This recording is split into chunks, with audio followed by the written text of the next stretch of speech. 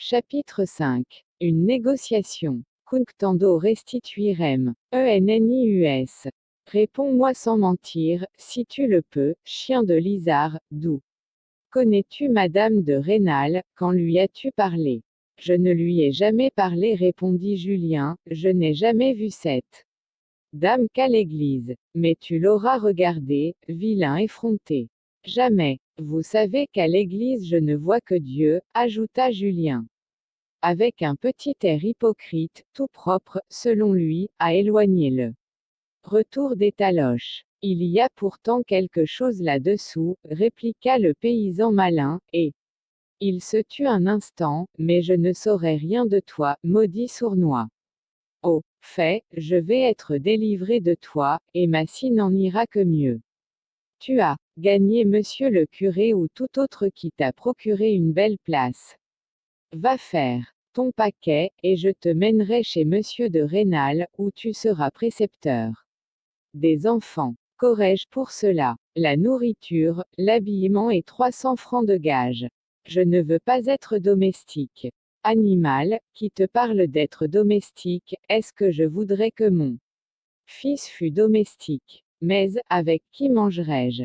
Cette demande déconcerta le vieux Sorel, il sentit qu'en parlant, il pourrait commettre quelque imprudence, il s'emporta contre Julien, qu'il accabla d'injures, en l'accusant de gourmandise, et le quitta pour aller consulter ses autres fils. Julien les vit bientôt après, chacun appuyé sur sa hache et tenant conseil. Après les avoir longtemps regardés, Julien ne pouvant rien deviner, alla se placer de l'autre côté de la scie, pour éviter d'être surpris. Il voulait penser mûrement à cette annonce imprévue qui changeait son sort, mais il se sentit incapable de prudence, son imagination était tout entière à se figurer ce qu'il verrait dans la belle maison de monsieur de Rênal.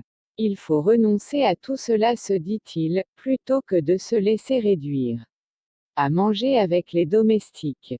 Mon père voudra m'y forcer, plutôt mourir. J'ai 15 francs 8 sous d'économie, je me sauve cette nuit. En 2 jours par des chemins de traverse où je ne crains nul gendarme. Je suis à Besançon, là, je m'engage comme soldat, et, s'il le faut, je passe en Suisse. Mais alors plus d'avancement, plus d'ambition pour moi. Plus de ce bel état de prêtre qui mène à tout. Cette horreur pour manger avec les domestiques n'était pas naturelle à Julien, il eût fait pour arriver à la fortune, des choses bien autrement pénibles. Il puisait cette répugnance dans les Confessions de Rousseau. C'était le seul livre à l'aide duquel son imagination se figura le monde. Le recueil des bulletins de la Grande Armée et le mémorial de Sainte-Hélène complétaient son Coran. Il se serait fait tuer pour ces 3 ouvrages. Jamais il ne crut en aucun autre.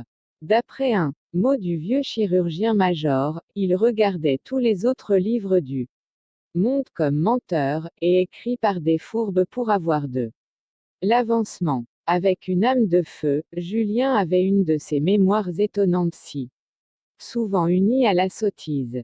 Pour gagner le vieux curé Chélan, duquel il voyait bien que dépendait son sort à venir, il avait appris par cœur tout le Nouveau Testament en latin, il savait aussi le livre du pape de Monsieur de Maistre, et croyait à l'un aussi peu qu'à l'autre. Comme par un accord mutuel.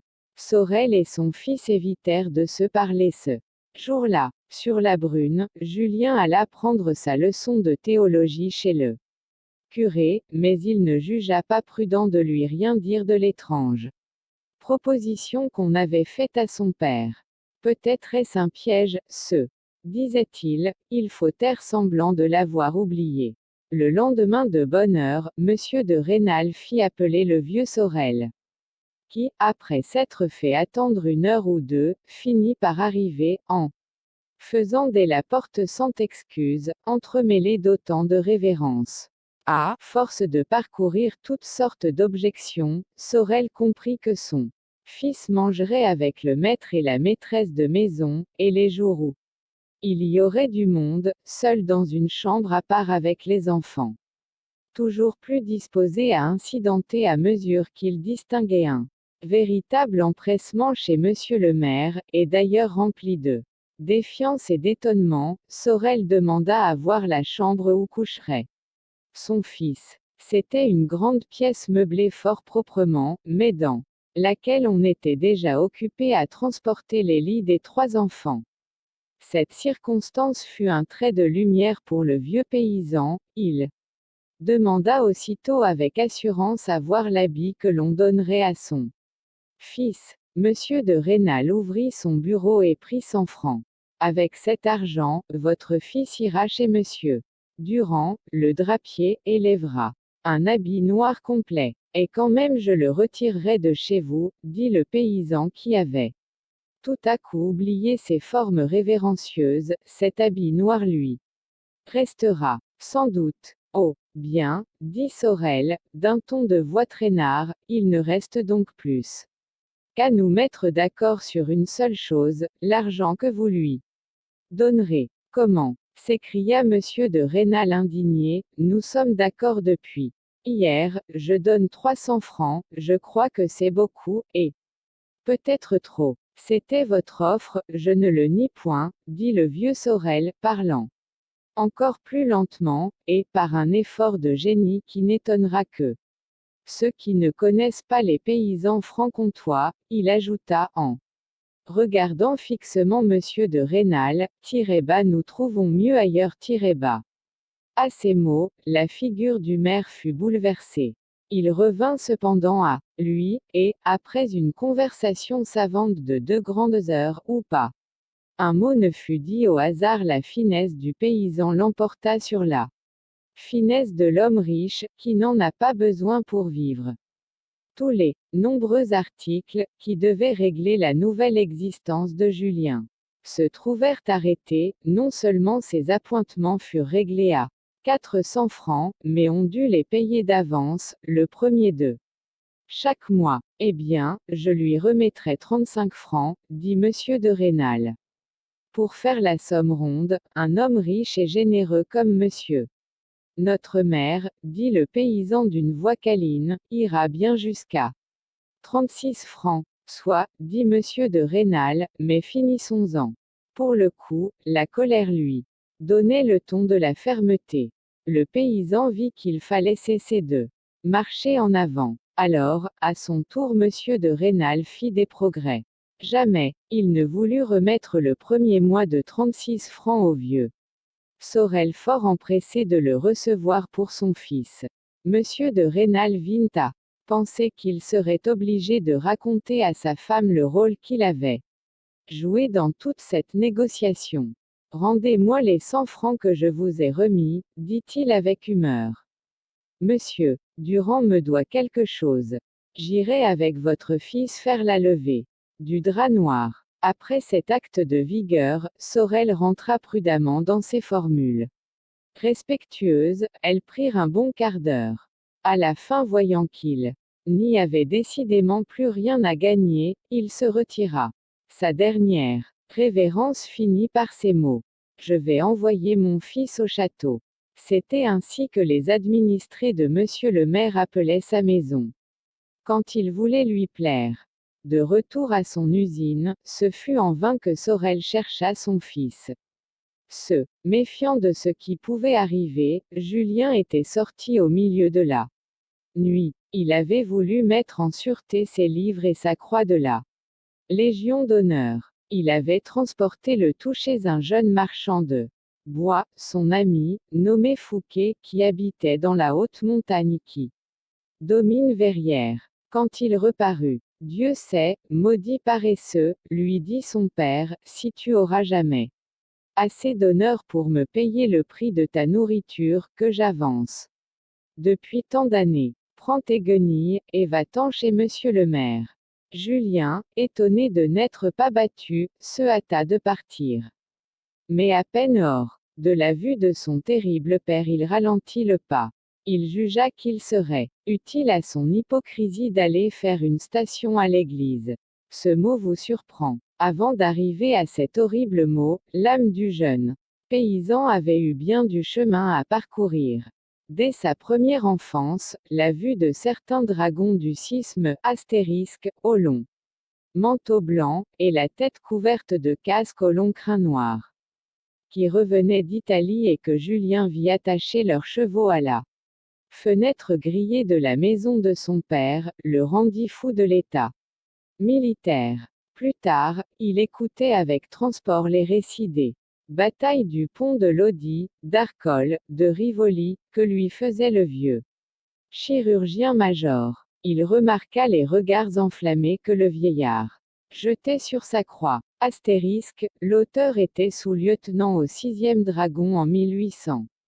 Mais lorsque Julien avait 14 ans, on commença à bâtir à Verrières une église que l'on peut appeler magnifique pour une aussi petite ville. Il y avait surtout 4 colonnes de marbre dont la vue frappa Julien. Elles devinrent célèbres dans le pays, par la haine mortelle qu'elles suscitèrent entre le juge de paix et le jeune vicaire, envoyé de Besançon, qui passait pour être l'espion de la congrégation.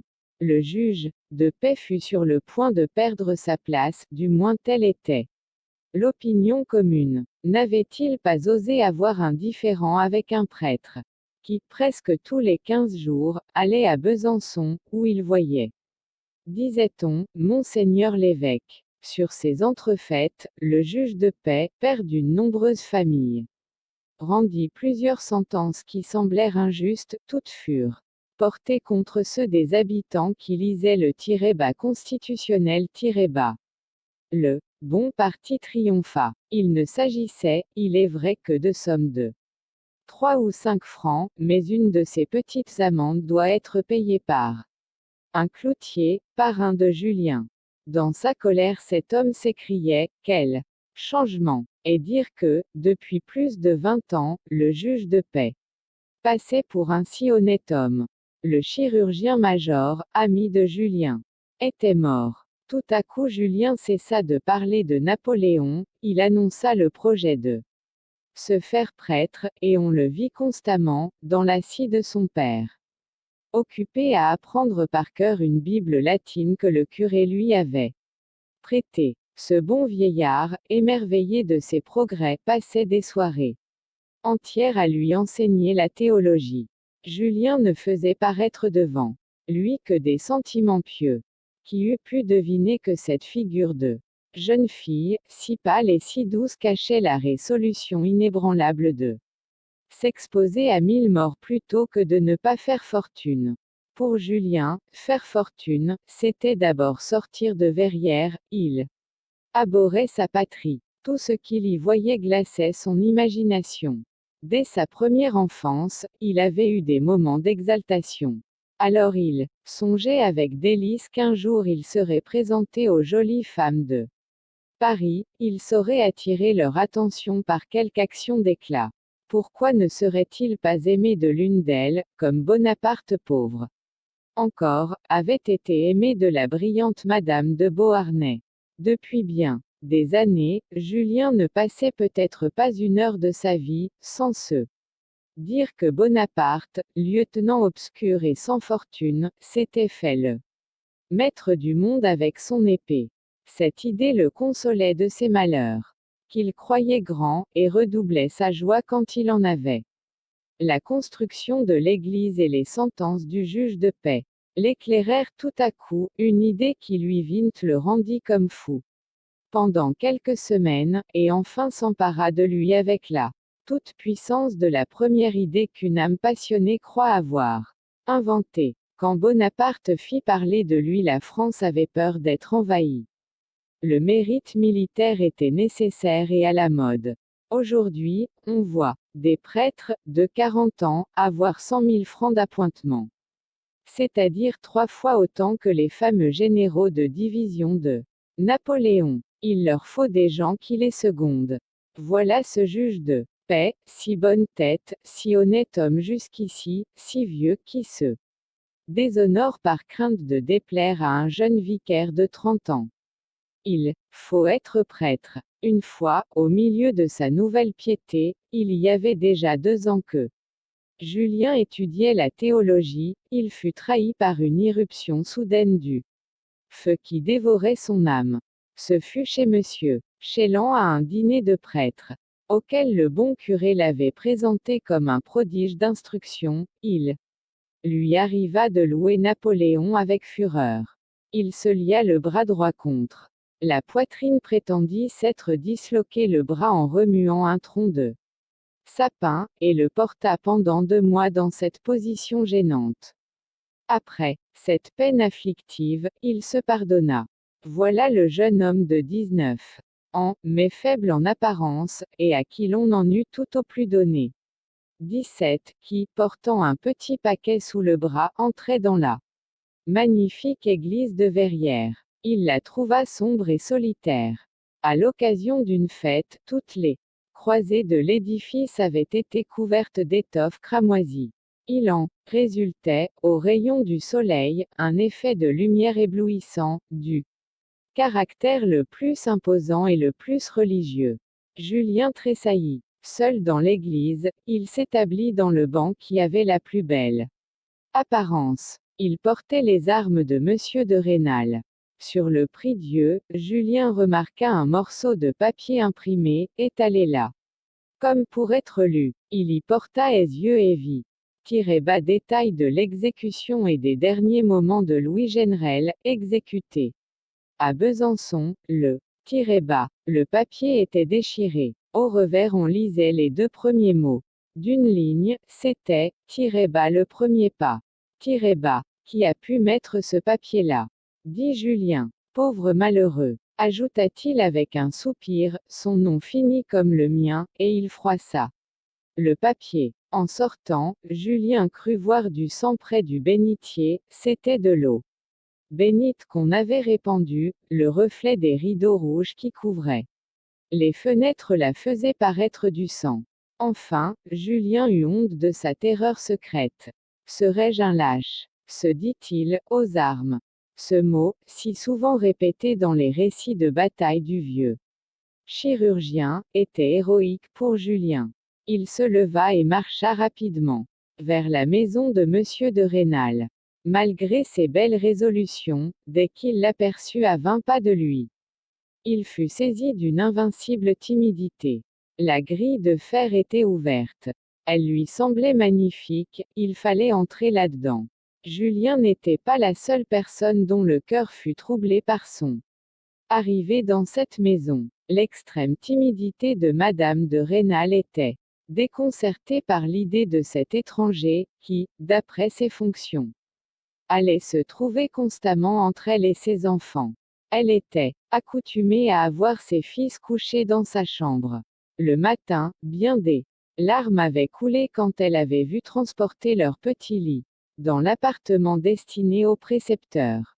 Ce fut en vain qu'elle demanda à son mari que le lit de Stanislas Xavier, le plus jeune, fût reporté dans sa chambre. La délicatesse de femme était poussée à un point excessif chez Madame de Rênal. Elle se faisait l'image la plus désagréable d'un être grossier et mal peigné, chargé de gronder ses enfants, uniquement parce qu'il savait le latin, un langage barbare pour lequel on fouetterait ses fils. Chapitre 6. L'ennui. Non so più cosa son. Cosa faccio. Mozart, Figaro. Avec la vivacité et la grâce qui lui étaient naturelles quand elle était loin des regards des hommes, Madame de Rênal sortait par la porte-fenêtre du salon qui donnait sur le jardin, quand elle aperçut près de la porte d'entrée la figure d'un jeune paysan presque encore enfant, extrêmement pâle et qui venait de pleurer. Il était en chemise bien blanche, et avait sous le bras une veste fort propre de ratine violette.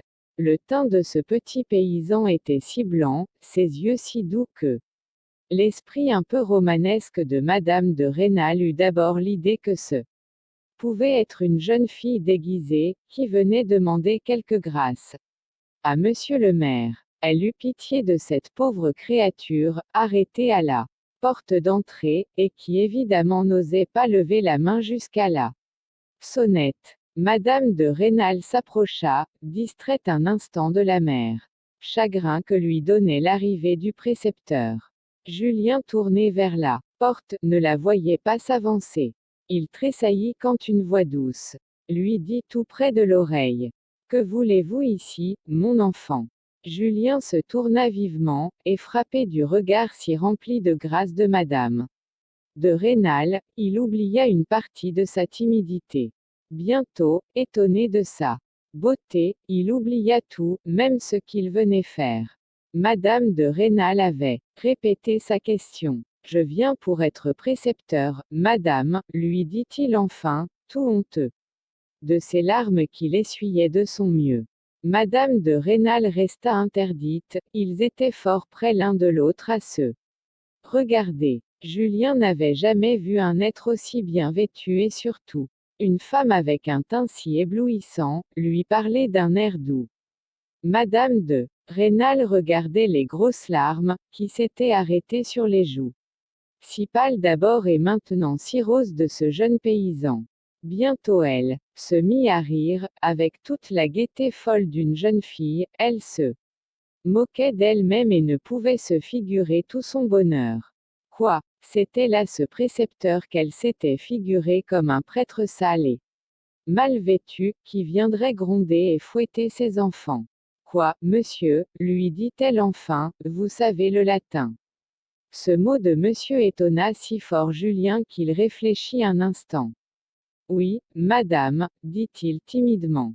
Madame de Rênal était si heureuse, qu'elle osa dire à Julien. Vous ne gronderez pas trop ces pauvres enfants. Moi, les gronder, dit Julien étonné, et pourquoi? N'est-ce pas, monsieur, ajouta-t-elle après un petit silence et d'une voix dont chaque instant augmentait l'émotion, vous serez bon pour eux. Vous me le promettez. S'entendre appeler de nouveau monsieur, bien sérieusement, et par une dame si bien vêtue était au-dessus de toutes les prévisions de Julien. Dans tous les châteaux en Espagne de sa jeunesse, il s'était dit qu'aucune dame comme il faut ne daignerait lui parler que quand il aurait un bel uniforme. Madame de Rênal de son côté était complètement trompée par la beauté du teint, les grands yeux noirs de Julien et ses jolis cheveux qui frisaient plus qu'à l'ordinaire parce que pour se rafraîchir il venait de plonger la tête dans le bassin de la fontaine publique. À sa grande joie elle trouvait l'air timide d'une jeune fille. À ce fatal précepteur, dont elle avait tant redouté pour ces enfants-là.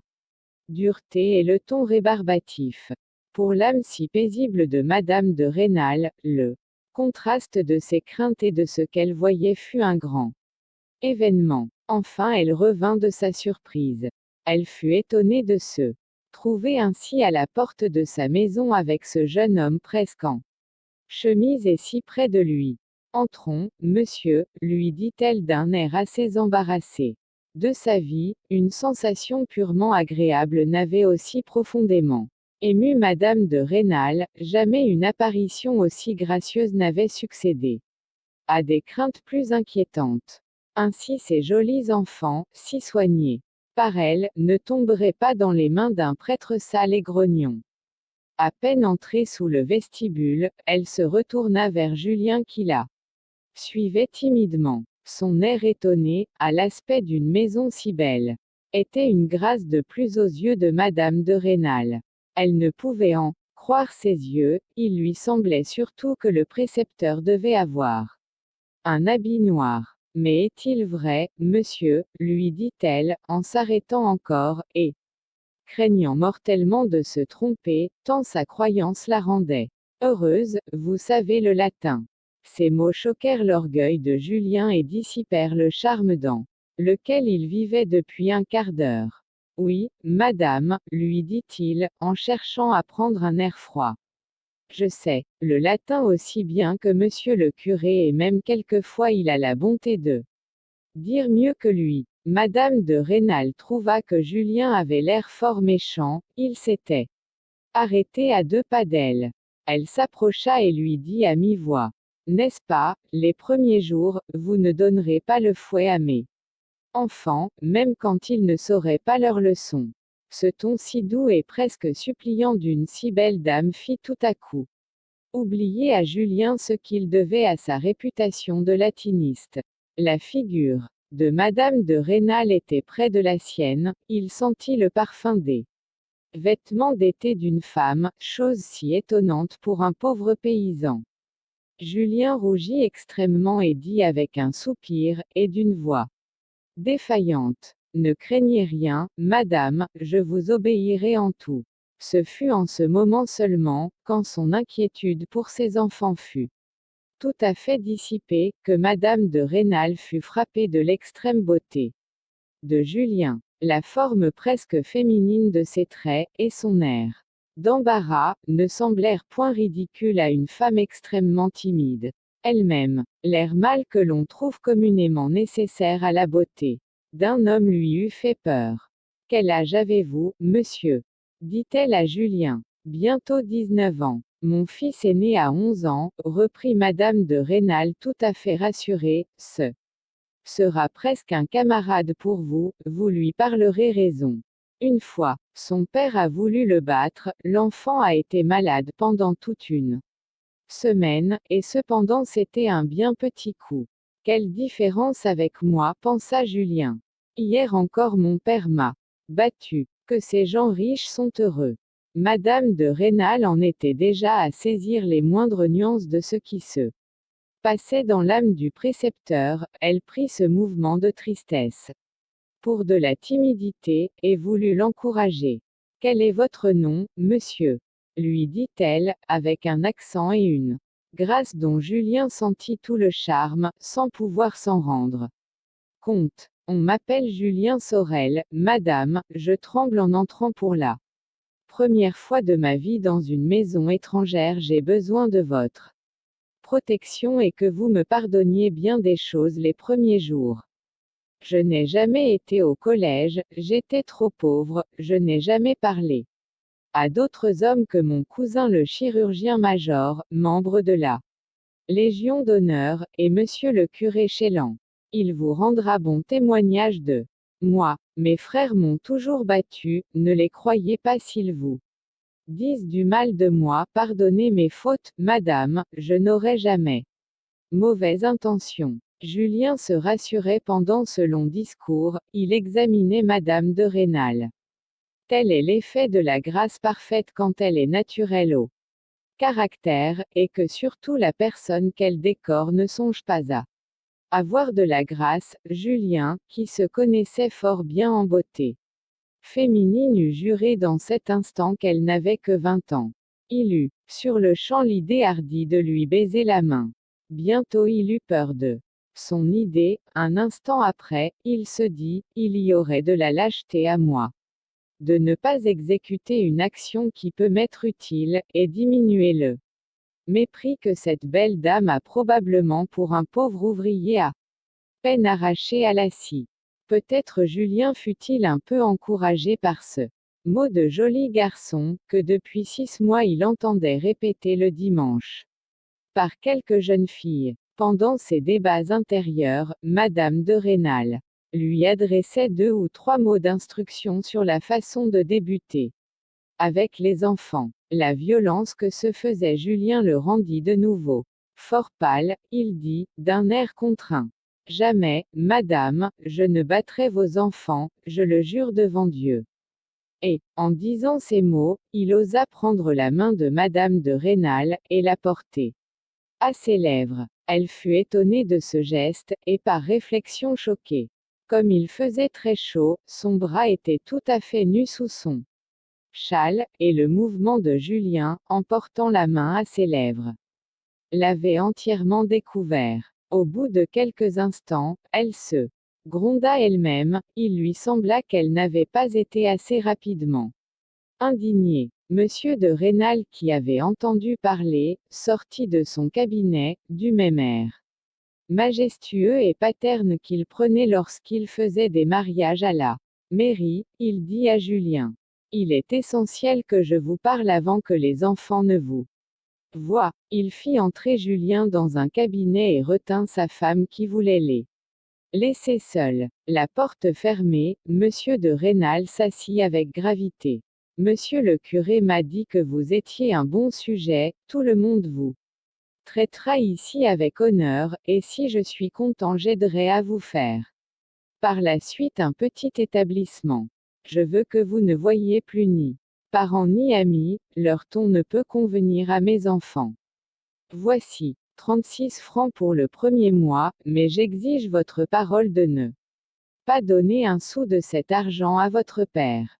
Monsieur de Rênal était piqué contre le vieillard qui, dans cette affaire, avait été plus fin que lui.